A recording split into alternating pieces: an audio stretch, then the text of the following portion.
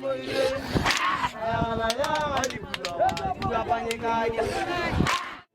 church was given to us not as an individualistic faith, but rather a corporate faith. We learn how we are supposed to live as Christians corporately. You can read the scriptures and you can say, okay, well, here's some rules, here's some things that maybe I need to follow or things that I need to do. But it's through walking in community with others that you begin to recognize traits and things that God has done in them that you want to rub off on you. And so if we're in a healthy state, if we're helping one another, encouraging one another, confronting one another, then the churches that we plant, the people that we influence will also take on some of those traits. As far as the discipleship here of the guys that the campers met last year, we have seen all three of them grow a lot spiritually. We've had some great conversations with them. They have tons of questions, and it seems like every time we teach them something, they apply it to their lives.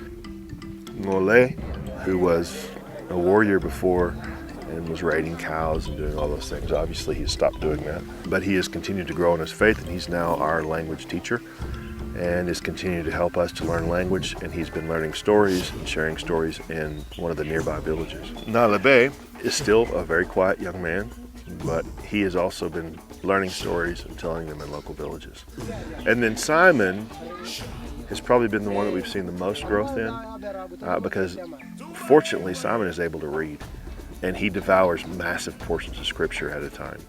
He's learned many stories, and he is going out and telling them, and he is constantly pursuing us to teach him more stories so that he can go and tell other stories. I think there probably would have been times where I would have considered going home if those three guys weren't around.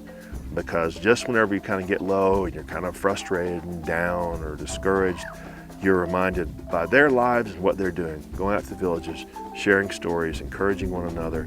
You're like, okay, now I know why I'm here. Please pray for the Karamojong believers that are being discipled. Pray that they would understand and be able to apply the stories and the principles that they are learning from Scripture. Pray for their families, that the Lord would protect them from division, from jealousy, from fighting, from things like that, and that they would be able to give a good example to those that live around them as to what a Christian family looks like.